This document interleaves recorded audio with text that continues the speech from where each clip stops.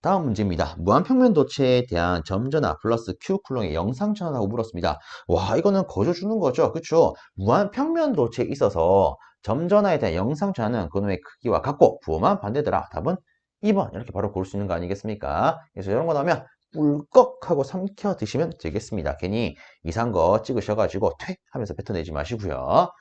자, 근데 이것도 우리가 조금 구분을 조금 하면요. 실제로 영상전화, 우리 입장에서는 보통 이 영상전화를 고려하는 부분이 전기 영상법, 요 부분 아니겠습니까? 그쵸? 자, 실제 이 전기 영상법은요, 접지도체 혹은 이처럼 무한평면도체가 제시가 되어 있을 때 이 근처에 전화가 있으면 고려할 수 있는 방법입니다. 그죠? 그럼 얘는 우리 시험 기준으로 크게 무한평면도체가 있고요. 하나는 접지 구도체가 있어요. 자, 무한평면도체에 있어서 실제 존재하는 전하가 있다. 얘를 우리가 다르게 진전하라 부르죠.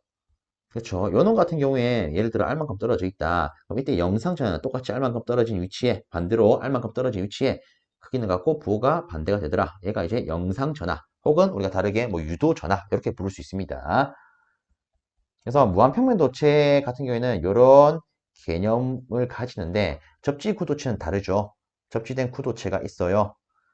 이놈의 반지름을 A를 하고 여기서 D만큼 떨어진 지점에 플러스 Q 진전하가 있습니다. 그럼 이때 이 접지 구도체에는 여기 위치에 영상 전하가 생기는데 이놈은요 실적으로 이렇게 표현할 수 있어요. 이런 걸 우리가 배우죠. 그리고 이때 이 영상 전하가 존재하는 위치는 이 원점으로부터 얼만큼의 거리만큼 떨어진 위치입니까? 요거를 거리를 B라고 하면 얘는 D분의 A 제곱만큼 떨어진 위치예요. 뭐 이런 것도 배웁니다. 그래서 요거를 확실히 구분을 하는 게 좋겠죠. 그래서 한번 체크해 봤습니다. 넘어가겠습니다. 자, 12번 문제입니다. 전개, 전소밀도, 유전율, 분구의 쓰기가 주어져 있고 이놈들의 관계는 하고 물었습니다. 일단 보기를 봤을 때는 뭐 분구의 쓰기에 대한 공식으로 옳은 것을 골라라 이거 아니겠습니까? 보통 이제 많은 분들이 알고 계시는 혹은 기억하시고 있는 분구의 쓰기 관계식은 요거죠. 그렇죠? 한번 체크를 하면 이만큼을 우리가 분극률이라고 하고요. 이만큼을 우리가 비분극률이라고도 합니다. 어쨌든 간에 우리가 이 형태와 같은 걸 고르면 될 건데 이걸 전개를 하면 이렇게 쓸 수가 있겠죠. 그리고 지문을 보시면 어이고 이런 조건이 있네요. 그럼 얘는 전체 유전율 곱하기 2 이렇게 표현할 수 있을 거고요. 그럼 얘 같은 경우에는 어떤 매질에 대한 전소 밀도 뭐 이런 식으로 표현할 수 있겠죠. 그래서 답은 2번이 되겠습니다. 자, 그래서 이렇게 뭐 간단한 문제 출제가 되었었고요. 넘어갑니다. 13번째 문제입니다. 자극의 세기가 뭐 여러 콜롬 그리고 길이가 여러 콜롬 되는 막대 자석을 120A 턴 퍼 미터의 평등차기 내에 자력선과 30도의 각도로 놓은 경우에 이 막대 자석이 받는 회전력, 즉 토크는 얼마인가 라고 물었습니다. 자, 이처럼 막대 자석 내지 자성체가 주어졌을 때 토크 관계식은 우리가 MHL 사인 세타 이렇게 쓸 수가 있습니다. 자, 여기다가 주어진 거 그대로만 넣으면 되겠네요. 4 곱하기 10의 마이너스 6승 그 다음에 자기의 세기 120 그 다음에 길이 뭐 센치니까 우리가 밑으로 환산해 줘야겠죠. 0.03 곱하기 사인 30도. 자, 요거를 여러분들이 갖고 계시는 계산기에 넣게 되면 이놈의 답이 7.2 곱하기 10의 마이너스 6승 이렇게 나오게 될 겁니다. 그래서 답은 1번 이렇게 볼 수 있는 문제였습니다. 다음으로 14번째 문제입니다. 15매 코일을 지나는 자속이 여러 콜롬 시간 함수로 주어졌을 때 코일에 흐르는 전리체 값은 하고 물었습니다. 사실 요거는 딱 봤을 때 답 3번 나오겠네요. 끝. 이렇게 하고 넘어가면 좀 그렇다 그죠? 자, 일단 요 같은 경우에는 이렇게 먼저 안내를 드리겠습니다. 실질적으로 자속에 있어서 시간 함수 즉 순시값이 주어져 있고 장이 주어져 있을 때 전리체 값은 물었다. 자, 일단은 자속에 있어서 이 두 개의 숫자를 곱하면 50이죠. 이것 자체가 전압의 지혜값이 됩니다. 전류를 물었기 때문에 15의 장을 나누면 전류는 1A 되겠죠. 끝. 간단하죠? 자, 근데 어떻게 해서 뭐 이런 식으로 풀 수 있는지 한번 보겠습니다. 실적으로, 우리가 이 문제는 이렇게 접근할 수 있어요. 전류, 물었고, 장이 제시가 되어 있습니다. 그럼 전류를 계산하려면 전압이 있으면 돼요. 그죠? 근데 자석이 시간 함수로 주어져 있네요. 즉, 시간에 따라서 변하는 함수로 주어져 있습니다. 그럼 이때는, 전자유도법칙 얘를 쓰면 되겠구나. 자, 일단은 뭐 앞에서 언급을 했지만 도체에 대한 개수가 없다면 우리는 최소 한 개로 잡을 수가 있고요. 다 했으면 수식을 이렇게 쓸 수 있겠죠. 그러면 다시 이 t분의 t에다가 파이 대신에 이 함수를 넣습니다. 5 사인 10t요. 요거 정리하게 되면 마이너스 50 코사인 10t 아니겠습니까? 어쨌든 상가함수 앞에 있는 이 수치값이 뭐다? 최대값이 되는 거죠. 그쵸? 그럼 우리가 부호, 방향 고려하지 말고 크기만 따지면 이것 자체가 전압의 최대값 크기 아니겠습니까? 그럼 여기다가 10을 나누면 5A 나오는 거죠. 그죠? 근데 솔직히 뭐 요 과정, 뭐 아주 간단한 뭐 미분 과정인데 솔직히 뭐 수학을 좀 하셨다면 요거 뭐 아주 간단해 이렇게 생각하시겠지만 실제 요 과정을 힘들어 하시는 분도 계십니다. 그래서 뭐 힘들게 이렇게 가져가기보다는 이런 문제가 나온다. 그럼 단순히 제가 앞에 언급을 했던 것처럼 자속에 있어서 앞뒤 숫자 곱하면 전압의 최대값 그리고 여기다가 저항을 나누니까 전류의 최값이 되더라. 이렇게 갖고 하면 굉장히 편하지 않겠습니까? 그죠? 그래서 자속에 대한 숫자는 서로 곱합니다. 그리고 저항은 나누세요. 이게 곧 뭐가 된다? 전류가 된다. 끝. 넘어갑니다. 자, 15번째 문제입니다. 그림과 같이 공기 중에서 무한 평면 도체로부터 1m 떨어진 점에 사쿠렁의 점전화가 있다. 이놈이 받는 힘은? 하고 물었습니다. 자, 근데 중요한 건 이거죠. 무한 평면 도체 인근에 전하가 있대요. 그럼 이런 경우에는 우리가 뭘 가지고 해석을 할 수 있다? 전기 영상법을 가지고 해석할 수 있다. 앞에서도 간단히 언급을 했지만 실질적으로 뭐 접지 도체가 있거나 혹은 무한 평면 도체가 있을 때 그 인근에 전하가 있다면 우리는 전기 영상법을 가지고 계산할 수 있습니다. 자, 그럼 이때 이 힘은요. 영상법을 적용한 힘이다라고 해서 우리가 영상력이라 부를 수가 있고요. 단순히 수식을 바로 쓰자면 이렇게 쓸 수 있죠. 16파이 엡실론 r 제곱분의 마이너스 q 제곱력. 그쵸? 자, 그럼 여기서 16파이 그리고 엡실론은 공기 중이라고 있기 때문에 공기 중의 유전율 그래서 바로 넣겠습니다. 8.855 곱하기 10의 마이너스 12승. 그 다음에 간격은 1이죠. 그리고 전하. Q의 제곱이니까 4의 제곱. 요거 계산하면 끝나겠네요. 그래서 실제로 여러분들이 가지고 계신 계산기 얘를 넣게 되면 대략 마이너스 3.6 곱하기 10의 10승. 뉴턴 이렇게 나올 겁니다. 여기서 마이너스는 어쨌든 힘의 작용 상태 아닙니까? 그쵸? 정확하게 흡력이 되는 거고요. 힘의 크기는 3.6 곱하기 10의 10승 되겠죠? 그래서 답은 4번이 되더라. 이렇게 고를 수 있는 문제였습니다. 넘어갑니다. 다음으로 16번째 문제입니다. 다음 그림과 같이 비투자율이 뮤S1, 뮤S2인 각각 다른 자성체를 접하여 놓고 세타1을 입사각, 세타2를 굴절각이라 할 때 경계면에 자가 없는 경우에 미소 폐곡면을 취하여 이곳에 출입하는 자속수를 구하면? 하고 물었습니다. 자, 일단은요, 우리가 이 지문 가지고 떠올릴 수 있는 게 하나 있습니다. 입사각, 굴절각, 이거 우리가 뭐 배울 때 나오는 개념입니까? 경계, 조건 배울 때 나오는 개념이죠. 아, 이 문제는 결국 경계 조건과 관계 있는 문제가 되겠구나. 하나 떠올려 볼 수 있겠죠. 자, 그 다음에 자속을 물었습니다. 자속 단위로 하면 웨버죠. 근데 이 그림을 잘 보시면 B가 주어졌어요. 이거 뭡니까? 자속 밀도죠. 그럼 자 볼게요. 자소밀도 단위는 뭐죠? 웨버 퍼 미터 제곱이다. 그죠? 그럼 자 보세요. 어쨌든 주어진 조건을 가지고 우리가 자속에 대한 수식을 쓴다? 그러면 요거 아니겠습니까? 왜? 자소밀도가 면적분의 자속이니까. 그죠? 그럼 자속은 이렇게 표현할 수 있다. 그죠? 근데 자 보세요. 일단 보면 경계면에 자가 애초에 없습니다. 없어요. 그리고 출입하는 자속을 물었어요. 그럼 우리가 이 주어진 그림을 기준으로 해석을 하면 이렇게 되겠죠. 여기 경계면입니다. 그리고 여기에 뭐 폐곡면을 취했어요. 즉 경계 면적 아주 작은 미소 면적을 취해놨습니다. 그럼 예를 들어 여기서 자속 밀도가 들어온대요. 그럼 이렇게 나간대요. 결국 이것이 곧 출입하는 거 아닙니까? 그죠? 자, 그럼 볼게요. 어쨌든 간에 자속 밀도가 있다는 것은 자속이 있는 거랑 같아요. 그럼 예를 들어 이렇게 보겠습니다. 1 외부에 자속이 들어간대요. 그럼 당연히 1 외부에 자속이 나오겠네요. 다시 10 외부에 자속이 들어간대요. 그럼 당연히 10 외부에 자속이 나오겠네요. 그러면 결국 들어간 것만큼 나오는 거니까 전체 출입하는 자속량은 없는 거랑 같은 거 아니겠습니까? 자, 보세요. 예를 들어 10웨버가 들어오고 10웨버가 나간대요. 그럼 들어오는 거 플러스로 놓겠습니다. 근데 나간대요. 또 이만큼. 그럼 결국 0 아닙니까? 그죠? 즉 애초에 경계면에 자가 없다면 이 경계면에 출입하는 자속의 수는 전체적으로 뭐로 표현할 수 있다? 0으로 표현할 수 있다. 즉 자속에 대한 이 관계식이 곧 0으로 표현할 수 있다. 이렇게 해석할 수 있을 거예요. 그래서 보기에 보시면 싹 다 일단 다 0으로 되어 있습니다. 그러면 우리가 봤을 때 적분 기호가 있네. 그럼 적분기호는 결국 이거 아니겠습니까?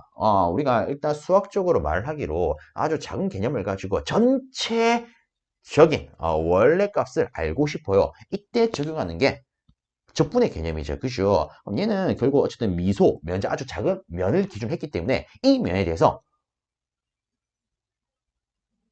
적분하면 전체적인 값이 나올 거야. 그래서 여기다가 적분을 씌우니까 면적에 대해서 적분을 이렇게 한 것이 0이 되더라. 그럼 이게 답이 되겠네요?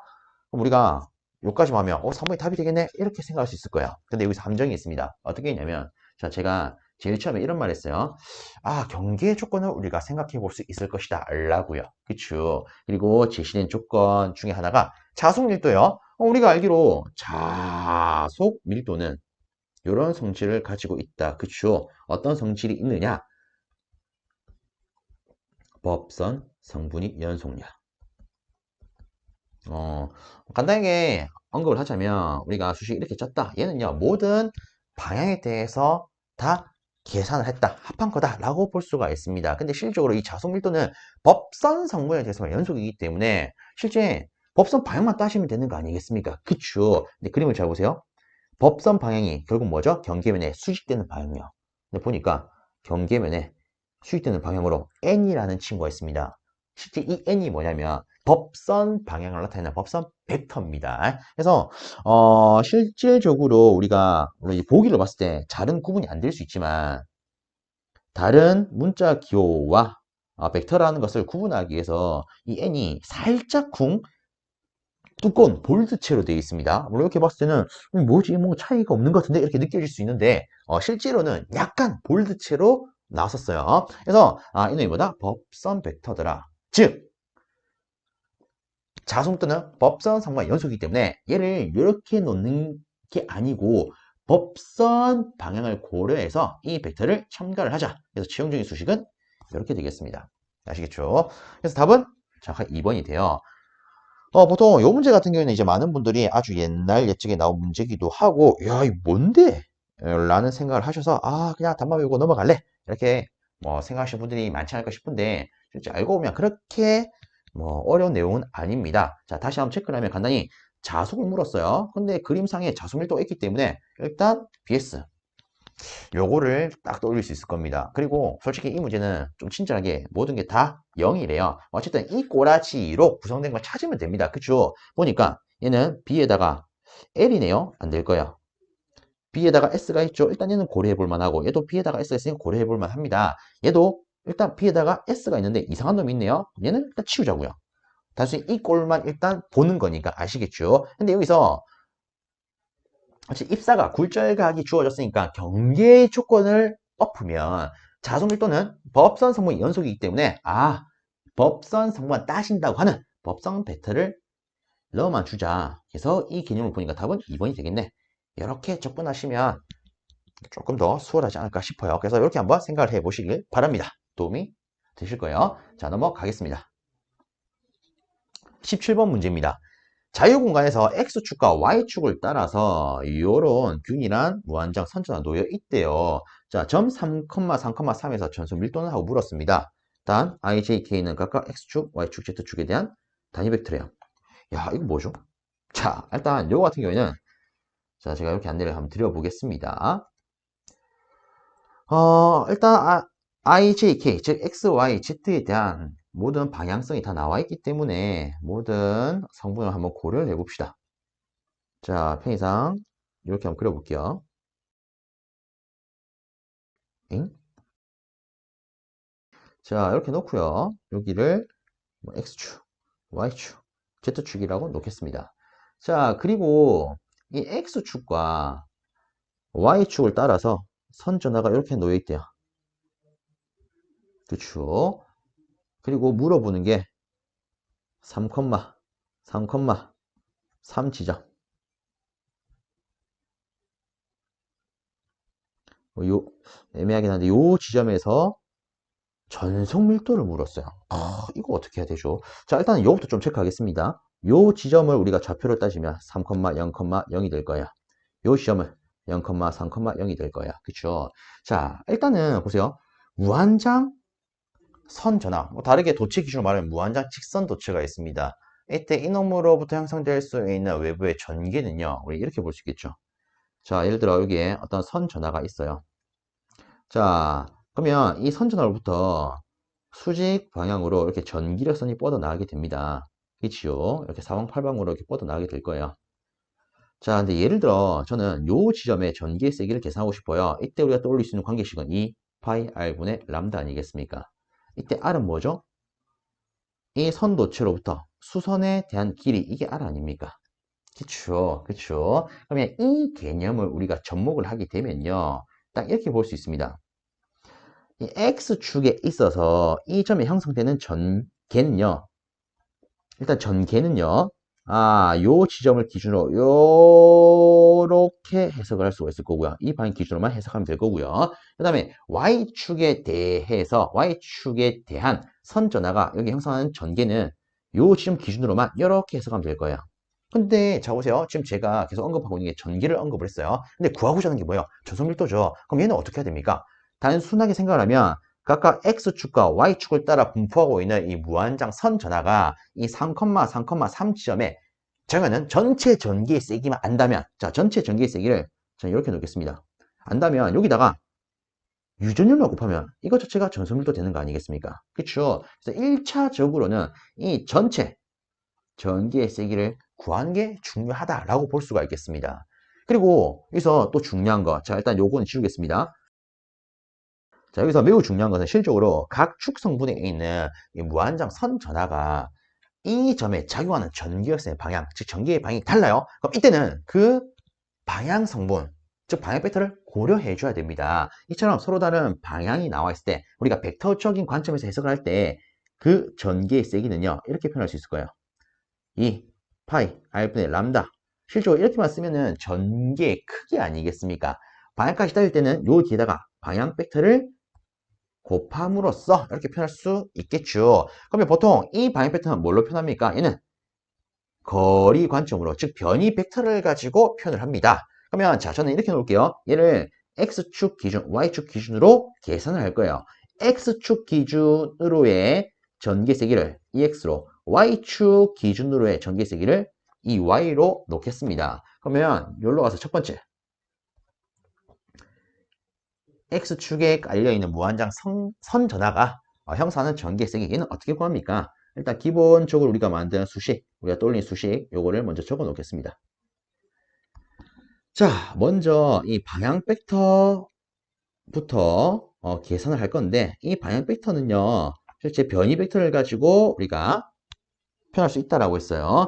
변이 벡터, 일단 R 쓰겠습니다. 그리고 실제 방향 벡터는요, 혹은 단위 벡터는요, 어떤 벡터가 있으면 이 벡터에다가 이놈의 크기를 나눔으로써 우리가 표현할 수 있죠. 그래서 그 크기를 그냥 R이라고 놓겠습니다. 그러면 두 번째로 이 변이 벡터부터 따져야겠네요. 자, X축 기준 아닙니까?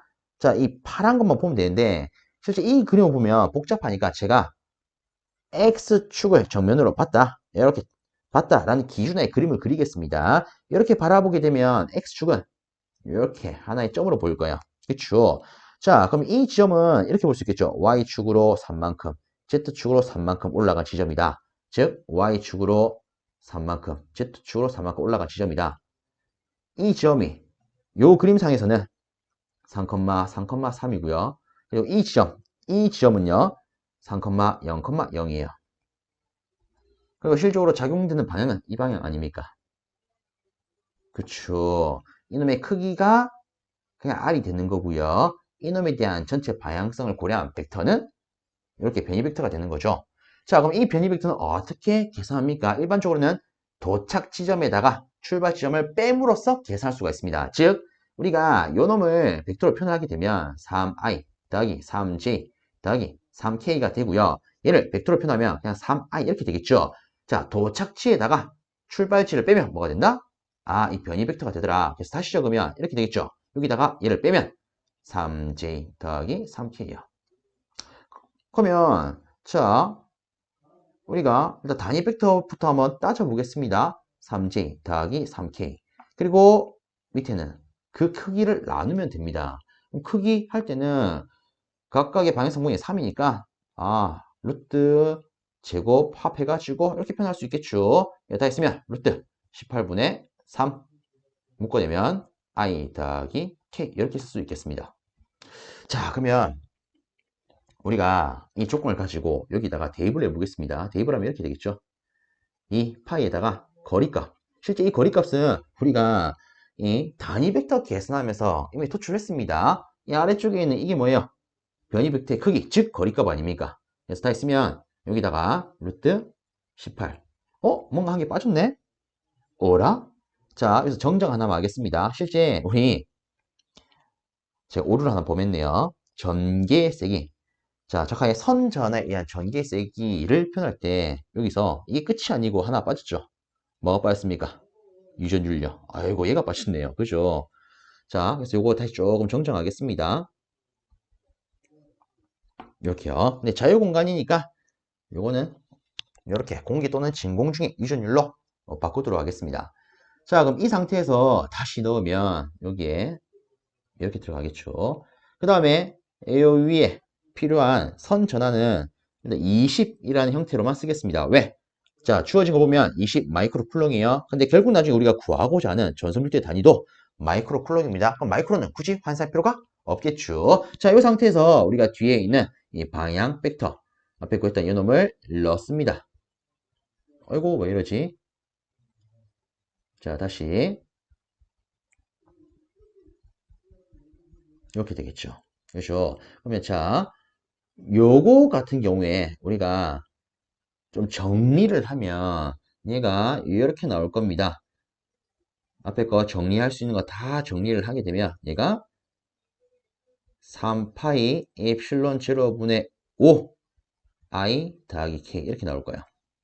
자, 일단은 x축에 깔려있는 선 전화에 의한 전개 세기 혹은 전개 벡터 한번 뽑아내 봤습니다. 자, 그럼 두 번째는 y축에 깔려있는 전하로 인해 나타나는 전개 벡터 따지겠습니다. 근데 얘도 어쨌든 수식관계는 우리가 똑같이 이렇게 쓰고 시작할 수 있을 거예요. 그럼 얘도 첫 번째로 단위 벡터부터 따져야 되는데 얘도 우리가 똑같이 변이 벡터를 가지고 만들어내겠습니다. 그러면 이 친구를 따지기 위해서 이번에는 이 그림에 있어서 이런 관점으로 본다라고 가정하에 해석을 하겠습니다. 그러면 y축은 점으로 보일 거야. 얘가 y축이죠.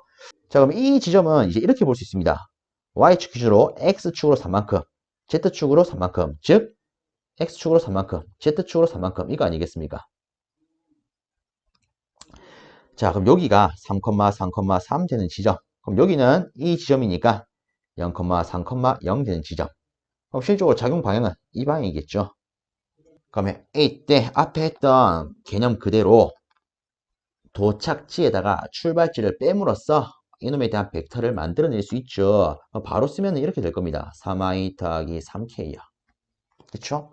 자, 그러면 이제 여기다가 적용을 하면서 우리 단위 벡터 만들어 봅시다. 3i 더하기 3k 나누기 루트 3제곱 더하기 3제곱 되어서 루트 18분의 3i 더하기 k 이렇게 될 거예요. 그럼 얘를 여기다 넣어서 우리가 수식을 다 만들어 봅시다. 자, 만들게 되면 이렇게 되겠죠. 이 파이 엡실론 제로에다가 자, 일단 거리, 전체 거리 크기. 실제 우리가 앞에 계산한 이 친구 루트 18이 전체 이놈의 크기 아닙니까? 얘가 루트 18이죠. 그래서 여기다가 루트 18 그대로 넣고 위에 20 넣어준 다음에 곱하기 이 단위 벡터 값 그대로 쓰겠습니다.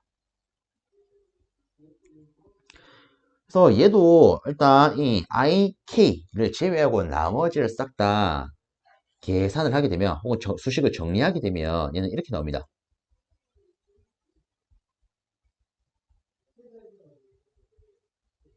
이렇게요. 근데 뭔가 조금 이상하네. 위에 게 jk가 돼야 되네요. jk. 자, 그럼 보겠습니다. 우리가 x 깔려있는 선전에 의한 전개, Y축으로 깔려있는 선전에 대한 전개를 다 뽑아냈어요. 그럼 얘를 더하면 전체 전개 아니겠습니까? 그죠? 그러면 얘를 아래쪽에다가 좀 갖고 오겠습니다. 아래쪽에다가 얘를 가지고 오면 전체 전개 세기는 두 개 더한 거 이렇게 되겠죠. 그래서 얘를 실질적으로 더하게 되면 이렇게 됩니다. 자, 근데 우리가 구하고자 하는 것은 전속밀도 아닙니까? 그래서 사실 전속밀도는 입실론 2가 되기 때문에 여기다가 입실론을 곱하게 되면 이제 이렇게만 딱 남겠죠.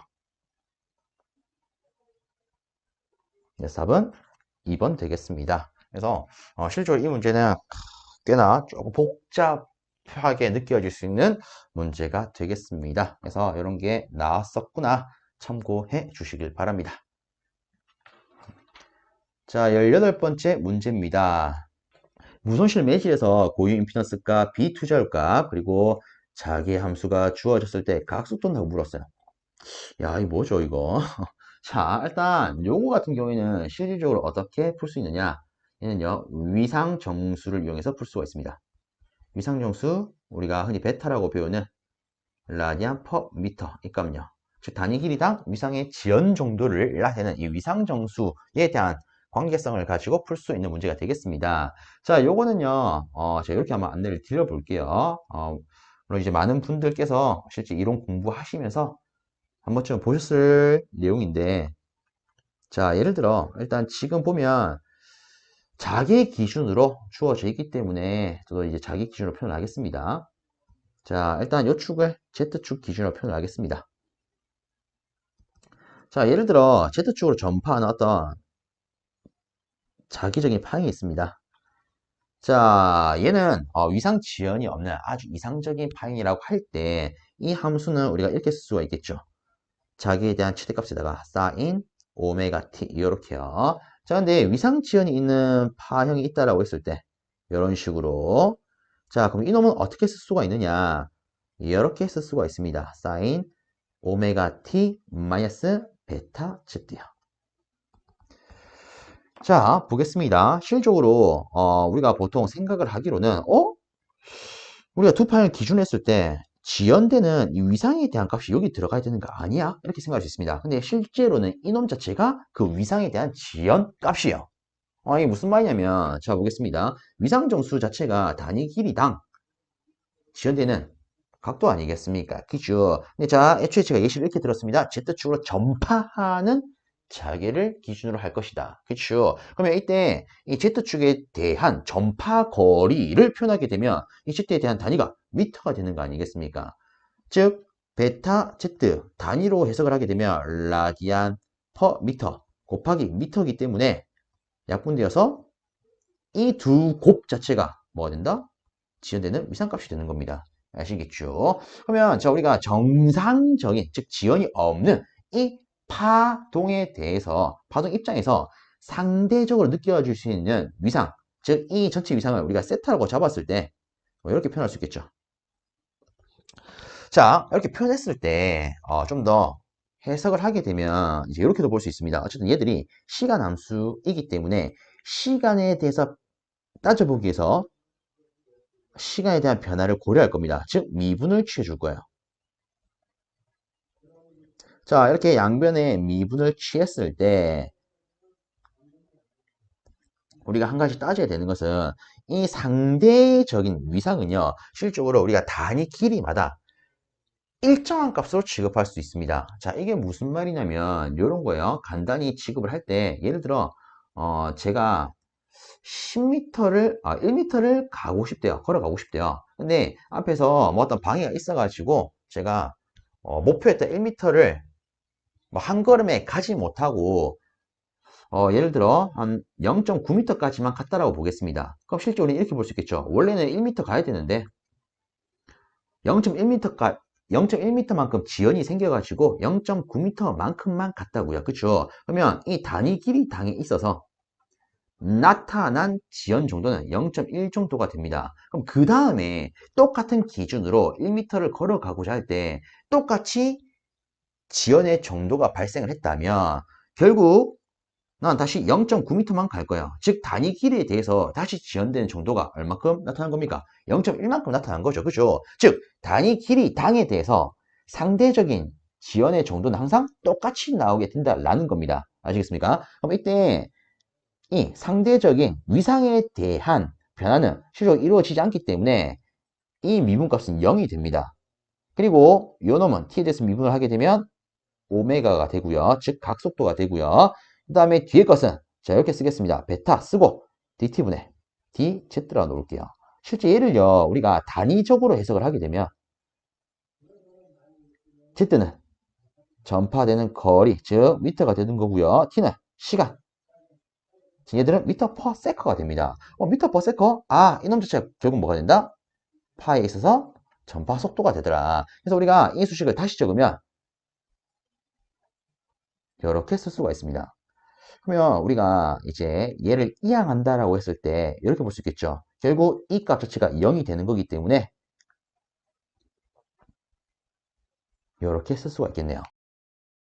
자, 그럼 여기서 제가 참고로 이렇게 끄집어내서 한 가지 더 안내를 드리겠습니다. 얘를 가지고 우리가 전파 속도에 대한 관계식으로 만들게 되면 이렇게 되겠죠. 그럼 여기서 우리가 무손실의 공간이라고 가정을 하게 되면 실제로 우리가 분포 정수 회로에서 배우는 것 중에 무손실 선로에서는 전파 정수가 있는데 얘가 알파 더하기 J의 베타예요. 무손실 회로에서는 얘가 0이고요. 얘가 오메가 루트 LC예요. 이런 걸 배웁니다. 그쵸? 그럼 이때 우리가 무손실 공간으로 딱 잡았을 때 다르게는 완전 유전체 공간으로 잡았을 때는 이런 관계가 성립이 되면서 여기다가 우리가 오메가 루트 LC를 넣게 되면 이놈의 수치값이 루트 LC분의 1이 나오는 거죠.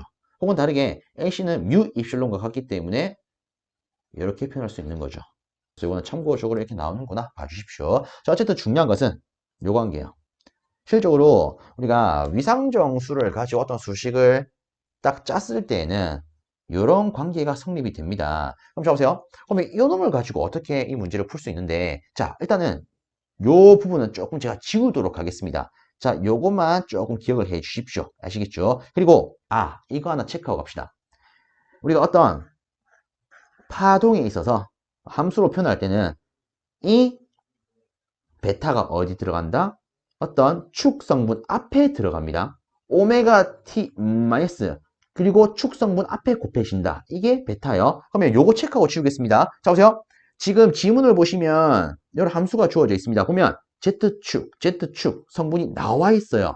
맞습니까? 지금 제가 표현한 이 성분 아니겠습니까? 즉 얘가 뭐다? 이만큼 지연이 생긴다를 의미하는 요소다. 이렇게 볼 수 있겠죠. 근데 자 보세요. 이렇게 어떤 축 성분이 있을 때 앞에 곱해진 게 뭐라고요? 위상정수라고요. 근데 얘는 아무도 없는데요? 실제 아무도 없는 게 아니죠. 우리가 그냥 Z라고 하는 것은 1 곱하기 Z 이렇게 쓸 수 있는 거 아니겠습니까? 그럼 여기서 이 1이 뭐가 된다? 위상정수 베타가 되는구나. 요거를 확인할 수 있습니다. 아시겠죠? 그러면 자 여기서 불필요한 부분만 지우겠습니다. 자, 다시 원래대로 돌아가서 어쨌든 우리가 구하고자 하는 것은 각속도 아니겠습니까? 그죠? 그럼 앞에 봤던 이 관계식 다시 쓰겠습니다. 각속도는 베타 V를 가지고 계산할 수 있어요. 근데 앞에서 봤지만 이 베타가 결국 뭘로 주어진 거랑 같다? 1로 주어진 거랑 같다. 그럼 지금은 이렇게 볼 수 있겠네요. 지금 조건 하에서는 결국 각속도는 뭐가 된다? 전파 속도가 된다. 그러면 이제 이 전파 속도만 계산하면 끝나겠네요. 그죠? 자, 그럼 보겠습니다. 우리가 알고 있는 이 전파 속도 관계식은 물론 람다, 즉 파장 곱하기 주파수도 있고요. 루트 LC분의 1도 있고요. 하나 더 루트 뮤 입실론 분의 1도 있습니다. 자, 지금 저는 요걸 이용해 볼게요. 왜? 비투자율 언급이 있으니까. 그쵸? 그러면 자, 보겠습니다. 자, 일단은 우리가 여기다가 수식을 싹 적어보면 일단 투자율부터 조져 볼게요. 비투자율이 1이래요. 우리가 알고 있는 투자율은요, 정확하게 비투자율 곱하기 진공 또는 공기 중의 투자율 아니겠습니까? 얘가 1이니까 얘만 적용해서 4파이 곱하기 10에 마이너스 7승 쓰겠습니다. 근데 문제는 뭐라? 유전율 어떻게 하죠? 이게 문제 아니겠습니까? 야, 이 유전율 어떻게 해야 될까? 자, 이 유전율은요, 우리가 고유 임피던스 가지고 계산할 수 있습니다. 자, 우리가 알기로 고유 임피던스, 다르게 특성 임피던스는 이런 관계가 있죠. 이 실론분의 뮤요. 맞습니까? 자, 그럼 끝난 거 아니겠습니까? 자, 보세요. 특성 임피던스가 60파이래요. 그죠? 그럼 요거를 제곱을 하게 되면 루트 벗겨져서 입실론분의 뮤가 될 겁니다. 근데 이 뮤도 앞에 했지만 뮤 S, 즉 B2자율 곱하기 진공 또는 공기 중의 투자율이에요. 그러면 B2자율이 1이기 때문에 얘는 막바로 4파이 곱하기 10의 마이너스 7승 이렇게 쓸 수 있겠네요. 다시 요 정보를 토대로 전체 유전율은요, 이항을 하니까 60 파이 제곱분의 4 파이 곱하기 10의 마이너스 7 이렇게 쓸 수 있겠습니다. 그쵸? 그래서 요거를요, 여기다 그대로 넣습니다. 그리고 이 값을 여러분들이 갖고 계신 계산기에 넣으면 이 친구가 1.5 곱하기 10의 8스 이렇게 나올 겁니다. 그래서 답은 2번 이렇게 계산할 수 있겠습니다. 근데 조금 개념적으로 좀 더럽다. 그죠? 실제 이 문제 같은 경우에는 일단 그나마 최근에 나온 게 2017년도예요. 자, 근데 문제가 있습니다. 어떤 문제가 있냐면 얘가 일단은 2017년에 나왔긴 나왔어요. 근데 어디서 나왔느냐? 음? 여기서 나왔습니다. 전기기사가 아니고 전자기사. 그러니까 실질적으로 전기기사에서 나왔던 적이 있는데 얘가 2000년도인가? 1999년도인가 모르겠어요. 어쨌든 아주 옛날 예측에 나왔던 적이 있습니다. 그러니까 실질적으로 이 문제는 우리 입장에서는 그렇죠. 진짜 허파가 뒤집어질 수 있는 문제가 되는데 어쨌든 이 문제는 이런 식으로 풀 수 있더라. 참고해 주시길 바랍니다. 자, 넘어가겠습니다. 다음으로 19번째 문제입니다. 반지름 Am에 접히는 구도체와 Q쿨롱의 점 전하가 각각 원점과 D, 0,0점에 있답니다. 접지된 구도체를 제외한 주위의 전기의 특성을 파악하기 위해 접지된 구도체의 영상 전하를 둘 때 이 영상 전하의 위치는 하고 물었어요. 자, 그럼 요거 한번 볼게요. 요거는 앞에서 한번 언급을 했던 것 같은데, 그쵸? 자, 간단하게 일단 그림으로 한번 보면요. 자, 여기에 접지 구도체가 있습니다. 근데 얘가 어디 있다? 원점에 있대요. 간단하게 이렇게 쓸게요. 이런 식으로 얘가 원점 0,0,0에 있답니다. 그리고 이 친구의 반지름이 어떻다? Am다. 그리고 D, 0,0,에 Q쿨롱의 점전하를 놨대요. 그리고 요 내부에서 형성되는 영상의 위치를 물었습니다. 솔직히 요거 우리 앞에서 했지 않습니까? 자, 일단 지금 뭐 입체적으로 뒤에 Y축, Z축 뭐 이렇게 정해져 있는데, 주어져 있는데, 솔직히 우리가 단순히 X축 기준으로만 보면 끝나는 거죠. 그렇죠? 자, 일단은 한 가지 이렇게 접지된 구도체 인근에 전하가 있을 때 이 친구 내부에는 영상 전하가 생깁니다. 이 영상 전하는 우리가 어떻게 계산할 수 있다? 마이너스 D분의 AQ로 계산할 수 있다. 그렇죠? 그리고 이놈의 위치는 원점으로부터 얼만큼 떨어진 위치? D분의 A 제곱만큼 떨어진 위치라고 했습니다. 그럼 실질적으로 이 지점의 좌표는 D분의 A 제곱, 0,0 이렇게 쓸 수 있겠죠. 그래서 답은 바로 2번 이렇게 고를 수 있는 문제가 되겠습니다. 그래서 요 같은 경우에는 그냥 단순히 영상전화의 위치를 묻는 문제인데 그냥 좌표의 형태로 물었을 뿐이에요. 아시겠죠? 이렇게 체크하고 넘어가겠습니다. 다음으로 마지막 20번 문제입니다. 자, 자유공간 중에 전위가 여러분 주어졌을 때 이런 각 성분이 이런 범주를 갖는 입방체에 존재하는 정전 에너지는 몇 줄입니까? 라고 물었습니다. 이거 뭡니까 이거? 실질적으로 이 문제가 제가 알기로 20년도 더 전에 출제되었던 문제로 알고 있는데 제가 시험 치러 갔을 때 얘가 1번 문제로 나왔습니다. 굉장히 당황스럽죠. 여튼 이런 문제가 출제가 되었는데 이거 어떻게 푸는지 한번 보도록 하겠습니다. 자, 일단은 이 문제를 풀기 위해서 지문을 다시 한번 체크를 하면요. 일단 제시된 조건 중에 하나, 자유공간이 있고요. 그 다음에 전위가 있습니다. 그리고 얘는 어떤 범위이기 때문에 일단 우리가 크게 활용할 수 있는 조건은 자유공간과 이것밖에 없을 것 같아요. 그죠? 그리고 한 가지 더. 에너지 단위 줄이더라. 자, 그럼 한번 일단 생각을 해봅시다. 실질적으로 우리가 정전 에너지를 묻는다? 그러면 기본적으로 생각할 수 있는 게 2분의 1 C바 자승, 2분의 1 CV 제곱이 있을 거예요. 혹은 2분의 1 뭐 QV, 혹은 2분의 1 C분의 Q의 제곱 이런 게 있을 겁니다. 근데 문제는요, 지금 지문에서 뭐 전하량을 준 것도 아니고요. 정전 용량을 준 것도 아닙니다. 그쵸? 그러면 실제 요걸 가지고 우리가 해석하기에는 조금 무리가 있을 거예요. 그러면 한 가지 더 생각을 해보는 겁니다. 실제 줄의 단위를 포함하고 있는 것 중에 이런 게 있죠. 최적당 에너지요. 줄 퍼 미터의 3승.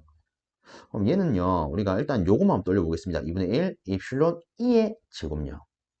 일단 가만히 생각을 해보니까 입실론 자유 공간이라 주어졌으니까 얘 같은 경우에는 공기 또는 진공 중에 유전율로 쓰면 되겠네. 그러면 이때 전개는 어떻게 하면 될까? 보니까 전이 함수가 주어져 있습니다. 이처럼 전이 함수가 주어져 있을 때는 우리가 이런 개념을 가지고 해석할 수 있죠. 이는 마이너스 그레디언트 V요. 보니까 이 두 개 조건 가지고 충분히 얘는 구할 수 있을 것 같네. 그쵸? 그리고 한 가지 더. 실제 우리한테 필요한 것은 단위가 줄이에요. 그러면 이 수식 관계에다가, 자, 보세요. 이 수식에 대한 단위가 줄 퍼 미터의 3승 아닙니까? 그럼 여기다가 전체 최적만 곱한다면, V로 표현하겠습니다. 최적만 곱한다면 단위 상쇄되어서, 이놈 자체가 줄의 단위를 갖는 에너지로 표현이 되겠네요. 그죠? 다 했으면 2분의 1 입실론 제로 2의 제곱 곱하기 최적. 그래서 얘만 계산하면 될 거예요. 근데 말이 얘만 계산하는 거지 실적으로 얘를 계산해야 되는 거 아니겠습니까? 그죠? 자, 그럼 저는 이렇게 놓겠습니다. 일단 첫 번째 필요한 거 E가 필요합니다. 자, E는 우리가 어떻게 할 수 있다? 마이너스 그레디언트 V로 할 수 있다. 그죠? 그럼 다 했으면 마이너스 그레디언트는 결국 미분 연산자 아니겠습니까? 그죠? 자, 여기서 다 했으면 이 친구는요.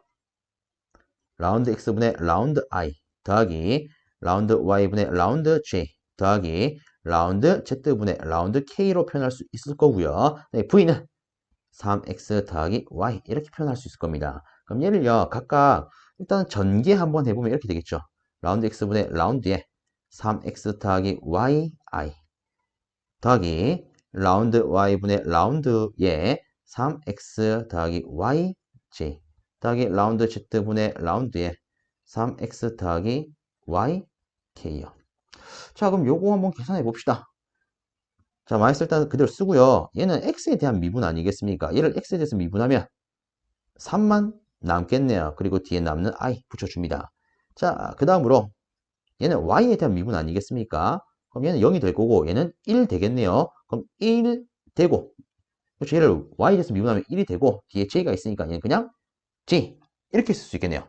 자, 그 다음에 얘는 이제 z에 대한 미분인데 여기 보니까 z가 없네요. 그럼 얘는 전체적으로 0이 되겠죠. 그러면 결국 이는 이렇게 표현하면 끝이겠네요. 맞습니까? 자, 그 다음에 두 번째로 필요한 것은 실적으로 우리는 2의 제곱이 필요합니다. 그래서 2의 제곱을 할 거야. 근데 2가 애초에 요값 아닙니까? 그쵸? 그럼 2의 제곱이라고 하는 것은 일단 동일한 벡터를 두 번 곱하는 거랑 같은 거죠. 그죠? 여기서 우리가 요거 한번 생각해 볼게요. 우리가 벡터를 곱할 때는 실제 두 가지 개념이 있습니다. 하나는 내적, 하나는 외적력. 근데 이 외적 같은 경우에는 이런 개념이 있어요. 예를 들어 좀 쉽게 들고 가기 위해서 하나의 단위 벡터를 가지고 보도록 하겠습니다. 똑같은 단위 벡터를 제곱을 해요. 즉, 두 번 곱합니다. 얘는 얼마죠? 0이에요. 실질적으로 똑같은 것을 두 번 연산할 때 외적의 개념을 하게 되면 0이 되어버리기 때문에 정확한 답을 도출할 수가 없습니다. 그래서 실제 똑같은 벡터를 두 번 곱할 때는 외적이 아니라 내적의 개념으로 계산합니다. 그래서 우리가 얘를요 이렇게 쓸 수 있겠죠.